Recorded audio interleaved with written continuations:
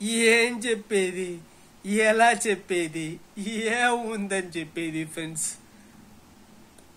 మా చెల్లెలికి రోజు వచ్చే కొత్త కొత్త ఐడియాలు ఈరోజు దానికి ఏం వచ్చిందంటే, ఒక్క రోజులో 2 కోడిగుడ్లు 10 కోడిగుడ్లు తెచ్చింది.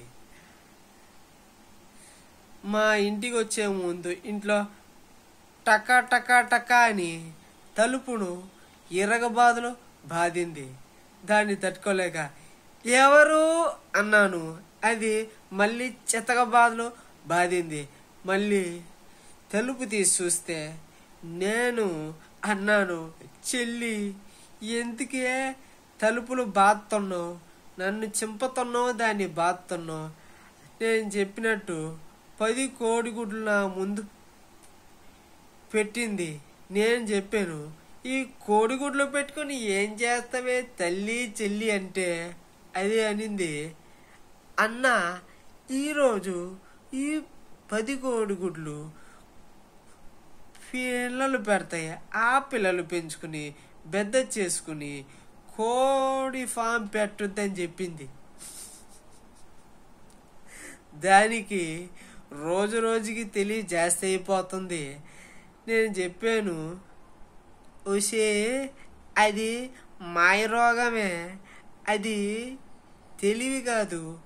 ఈ గుడ్లు పెట్టుకుని కోడి కూర చెయ్యొచ్చు, ఆమ్లెట్ చెయ్యొచ్చు, కోడిగుడ్డు ఉడకబెట్టి తినొచ్చు, ఎగ్ మసాలా చెయ్యొచ్చు, అంతే తప్ప పిల్లలు పెట్టవు.